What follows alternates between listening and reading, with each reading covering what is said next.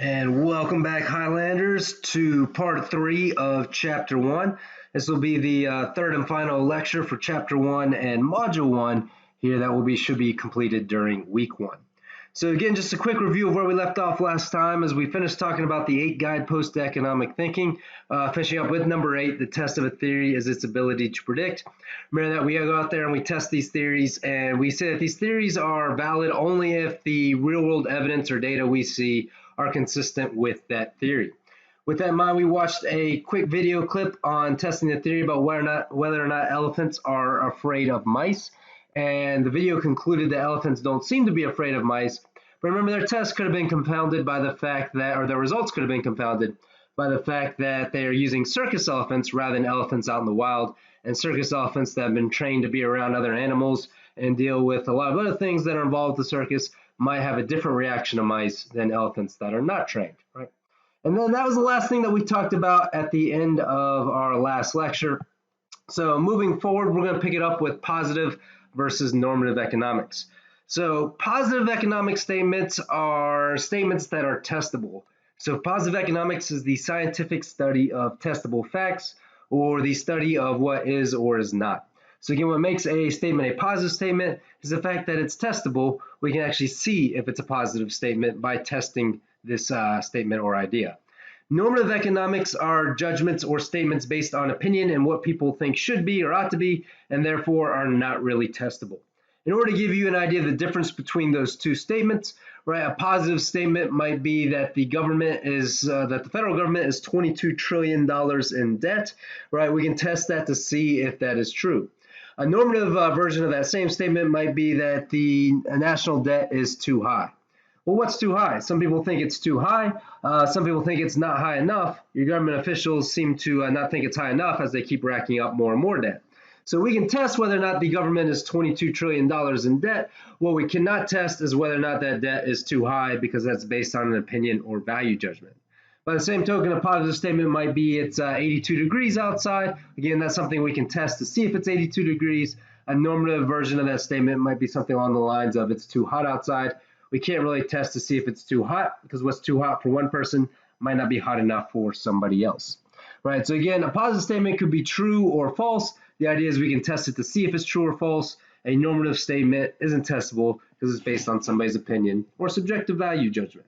So make sure that you understand the difference between those two. A lot of times politicians will say statements as if they are positive statements, so they're objectively true, when in fact they're usually just based off of their or maybe their party's opinion. So again, make sure you know the difference between those two as you listen to not only statements in this class, but statements made by politicians, especially as they're running for office in the upcoming campaigns. Right. So with that in mind, let's go ahead and move on to the 4 pitfalls to avoid in economic thinking, or 4 mistakes you don't want to make when you're engaging in sound economic reasoning or logical thinking. Right, so the first one is called the violation of the ceteris paribus principle, and ceteris paribus is just a fancy Latin way of saying all other things constant. And this kind of goes back to our testing theories idea when we were talking about using circus elephants versus non or untrained elephants when conducting this test. When we're talking about the idea of violating the ceteris paribus principle, what we mean is that we're not holding other things constant, or we're not controlling for any potentially confounding variables when we are engaging in a test. So in order to make sure that we don't violate the ceteris paribus principle, you want to hold all other potential factors or variables constant when you're engaging in a test. So you all are familiar with with the idea of the experimental or scientific method, right? If you're conducting an experiment, you want to control things as much as possible or hold them constant. So if you're analyzing how, say, fertilizer makes a plant grow, then you want to have a plant that you treat with fertilizer, and then you want to have a control plant that is untreated and see what the differences in growth are between those two plants. But you have to control for any other things that could affect the growth of that plant. In other words, you have to make sure that both plants are in the same climate-controlled conditions. You need to make sure that both plants have access to the same amount of sunlight.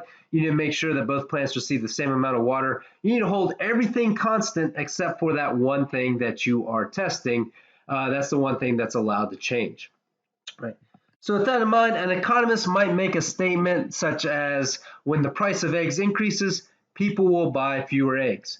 And in general, that is true. When the price of eggs increases, people will indeed buy fewer eggs. But there is one time a year, every year, when the price of eggs goes up and people actually buy more eggs. And that time of year is around Easter time.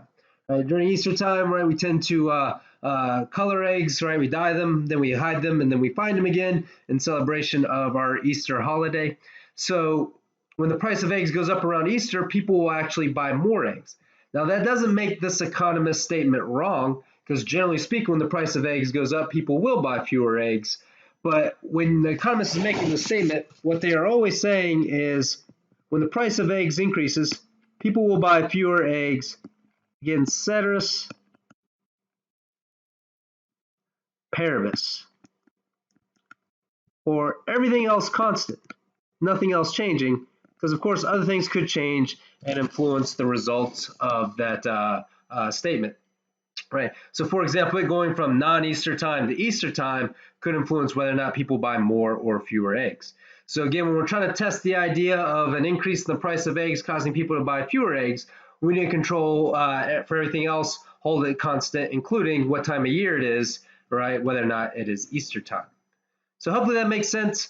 Again, the idea is that you need to control for all these other variables and hold them constant when conducting our tests or testing our theories. And again, that is the day-to-day work of most of your economists or economics professors when they're not teaching your classes. They're trying to test theories, and they have to control for these variables and hold them constant when they do. All right, so let's move on to number two. Number two is the false belief that good intentions guarantee desirable outcomes. Right, so a lot of people believe that just because the intentions behind a policy are good, that the outcomes are going to be good, and that's not necessarily true. Sometimes policies can be made with the best of intentions, but have undesirable outcomes because of those perverse incentives or unintended consequences or secondary effects that we've already talked about. I'll give you an example. This is a study done by Viscusi in 1984. He was looking at the effects of those child-resistant safety caps. So I'm pretty sure that we're all familiar with those. The regulation went in place that said that whenever pill bottles are produced, they have to have these child-resistant safety caps on them so that children aren't accidentally ingesting these pharmaceuticals. So these caps are caps that are difficult for children to maneuver or get off. And the idea is that you got to kind of press down and turn the cap and before you remove it. And again, it's something that can be difficult even for some adults to navigate. Right, so the idea is that as long as we keep children from getting inside these pill bottles, then they won't wrongfully ingest these prescription medications and won't be poisoned as a result. So the intention behind this policy is to protect children and prevent them from dying from ingesting these harmful pharmaceuticals. Right. However, when Viscusi did the study, he found out that the number of children who ingested these harmful pharmaceuticals actually increased after this regulation was put in place as compared to before. In fact, he found that about 3,500 more children were poisoned with this law in place than without it. So the question is, well, how's this possible? What happened here? Well, as it turns out, when parents knew that these child-resistant safety caps were on the bottles, they no longer put these bottles in hard-to-reach high places, but they leave them right out there in the counter where children can easily get to them, thinking that they couldn't get inside those bottles. Well, if children play with something long enough, then they're going to figure out a way to get inside, and indeed that's what happened. So you actually have more children ingesting these harmful pharmaceuticals. Also, some adults didn't like dealing with the child-resistant safety caps, so they just leave the caps off the bottles, and in doing so, again, make it easier for children to get into those bottles and wrongfully ingest these prescription medications. Right. So again, a policy that was designed to protect children actually resulted in more children being poisoned as a result of, again, some perverse incentives or secondary effects that we might not have anticipated. So just because the intentions behind a policy are good does not mean that the outcomes are going to be good, and it's the outcomes that we care about as economists. Economists hate statements like it's the thought that counts, or at least your heart was in the right place, right? Even if your heart was in the right place, if your policy ended up killing 3,500 more children than would have otherwise died if this policy wasn't in place, then we call that a bad policy, regardless of its intention. Moving on to the third of the four pitfalls to avoid in economic thinking is the false belief that association is causation.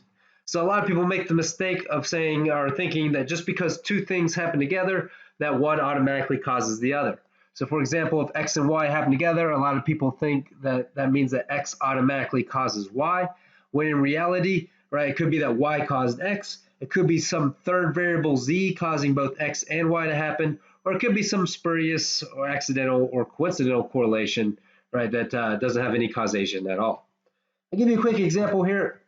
So there is a strong correlation between ice cream sales and homicide rates, right? So in other words, at times when you have more ice cream sales, you also tend to have more violent crime like homicides. Here are a couple graphs that show that relationship, right? So again, the blue line represents ice cream sales, right? The red line represents violent crime. As you can see, they tend to move together.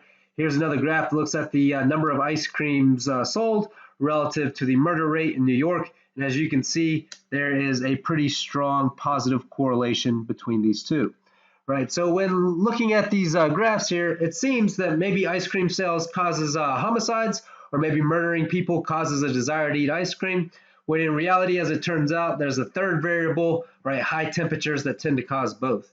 Generally speaking, when it's really hot outside or when temperatures are really high, right, there tends to be an increase in both ice cream sales as well as homicides.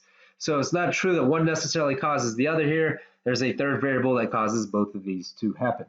Right, so there's all kinds of weird correlations out there. For example, there's a high correlation between the number of donkeys in a particular area and the number of PhDs in that area. That doesn't necessarily mean that having a PhD causes you to want to raise donkeys, or that raising donkeys causes you to want to get a PhD. So just because two things happen together doesn't necessarily mean that one causes the other. So don't make the mistake in believing that that's true. And then moving on into the fourth pitfall to avoid in economic thinking, this is the fallacy of composition, which is the fallacious belief that what is true for one is true for all. So a lot of people think that if something is true for the individual, that it's true for the entire group, and that's not necessarily the case. You could have something that could be true for an individual, but again, not necessarily true for everyone in the group. So a common example of this would be if you're watching a, say, UC Riverside basketball game, and you stand up so that you can see the game better. It is true that if you and you alone stand up, you will be able to see that game better. It is not true, however, that if everybody stands up, that everybody's going to be able to see that game better. So what's true for one person isn't necessarily true for everyone in the group. So a more macroeconomic example of this idea is kind of something that we're about to see when the government institutes its coronavirus stimulus package. It's true that if you and you alone get a $1,200 check in the mail, which is what the government's talking about, sending people to help stimulate the economy, then your purchasing power will increase by $1,200. You'll be able to buy $1,200 more worth of stuff.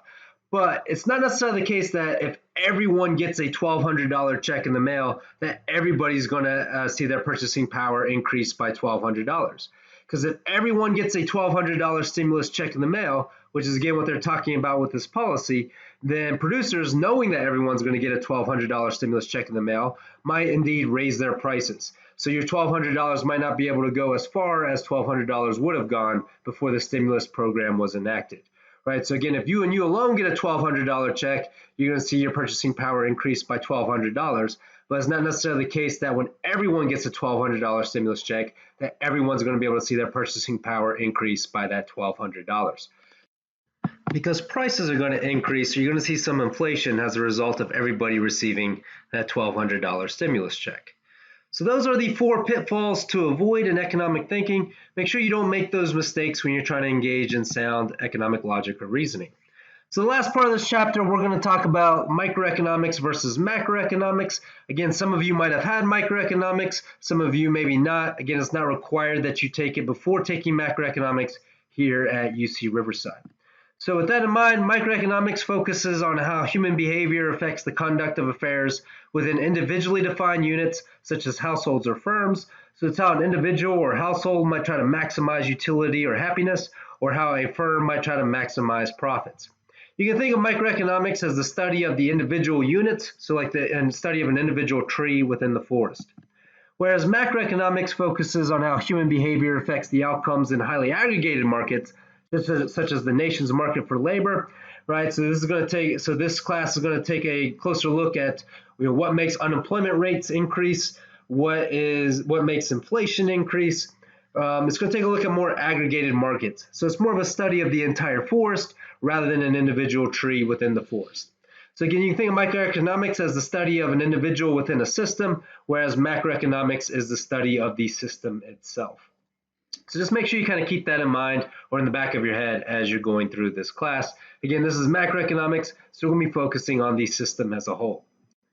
And the last thing we're going to do in this chapter is we're going to take another quick look at a video. This is another John Stossel video, and the great thing about this video is it combines a lot of the elements of the economic way of thinking that we've been studying so far. So keep an eye out for things like opportunity cost, making decisions at the margin, right? Unintended consequences or secondary effects, the idea that good intentions don't necessarily lead to good outcomes. These are all things that are kind of embedded within this video. Now, this is an older video. It was made after the SARS outbreak or epidemic, but before the coronavirus outbreak or pandemic. So with that in mind, it's going to have some things that are a little bit outdated or old, but are kind of making a comeback today due to the fact that we are now going through this COVID-19 outbreak. So let's go ahead and watch this John Stossel video, and then we'll discuss it a little bit afterwards. John Graham and his associates at the Harvard Center for Risk Analysis have spent decades calculating how government regulations should be crafted to save the most lives. Graham has watched almost in disbelief as the government's poured resources into fighting minor risks. Allah is out, cyclamate may be back. As we saw with crime, one problem is headline hysteria. The politicians act when the public is frightened. The public is frightened by what it sees in the press. What is news is not necessarily the biggest public health problem. The mysterious, the bizarre, the speculative make good news. But the day-to-day problems people have in traffic crashes, as they end up in the emergency room, thousands of Americans every day, that is the kind of problem that we need to get attention to, but the media doesn't have a hook to sell it. What really saves lives, say Graham and others, are simple things like smoke detectors, better crash protectors on highways, or just painting more lines in the middle of the road. Boring remedies for ordinary problems. But money spent here would save far more lives than spending billions on things like asbestos removal. There are so many hazardous chemicals and pesticides in the environment now that virtually every human being in the world is affected by them. Scientists say many of our fears about chemicals are ridiculous. But just because scientists now can find microscopic quantities of poisons doesn't mean that those tiny doses hurt people. The evidence on pesticide residues on food as a health problem is virtually non-existent. It's speculation. But wait a second. Everyone knows we're in the midst of a cancer epidemic. Cancer rates are skyrocketing. Well, again, what everyone knows is simply wrong.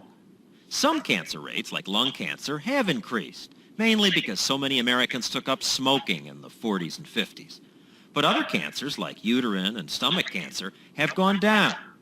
Overall, cancer rates have stayed relatively level, say epidemiologists and cancer specialists at the National Cancer Institute, the American Cancer Society, Harvard, Yale, the Mayo Clinic, and elsewhere.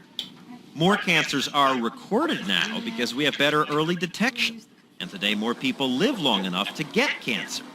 But all the experts say there's no epidemic, and while it pays to be cautious about industrial chemicals, the public's fears are way out of proportion. Why not try to get rid of every bit of risk we can?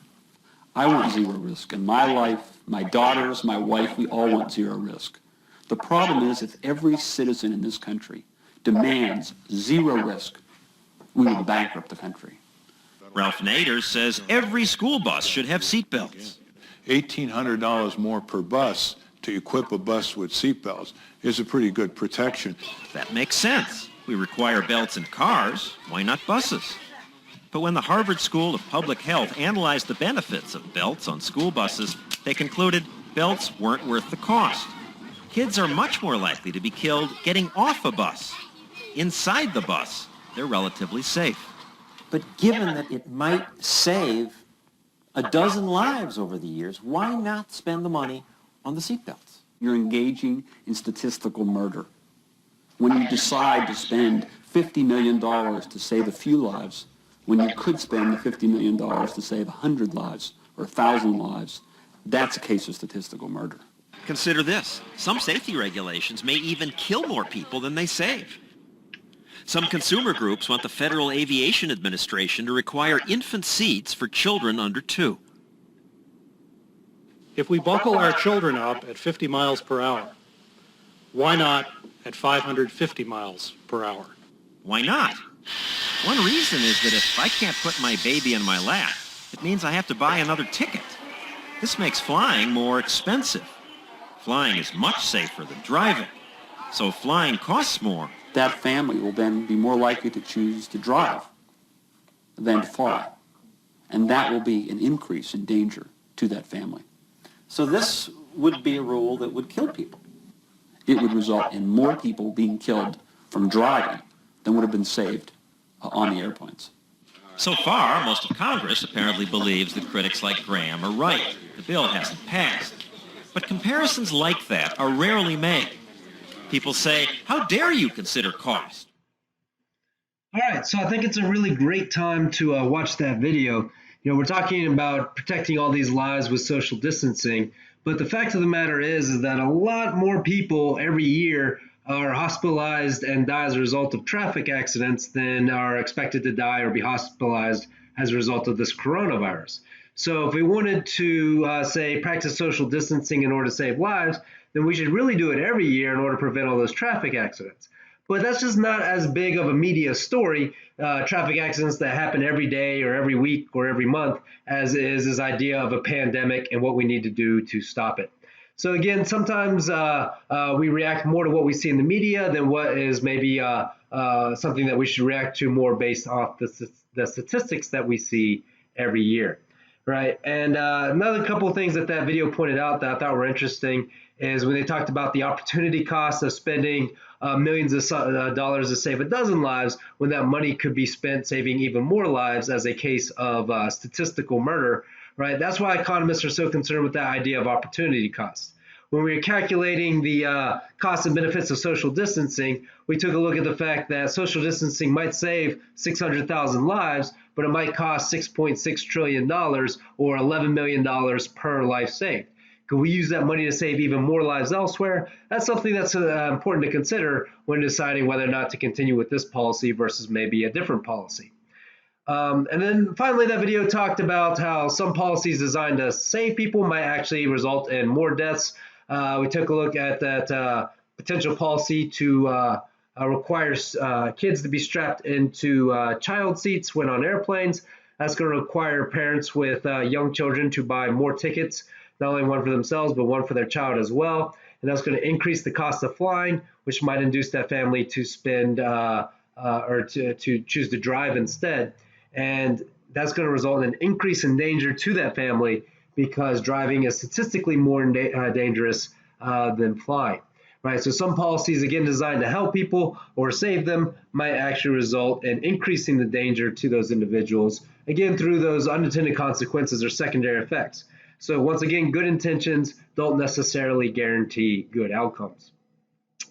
And then that's it for chapter 1. So after every chapter, I'll give you a quick review of what we talked about in that chapter. Make sure you know the definition for economics, which is the study of how we make choices under scarcity. And make sure you know the idea of scarcity, right? It's the concept that there's less of something freely available from nature than people would like.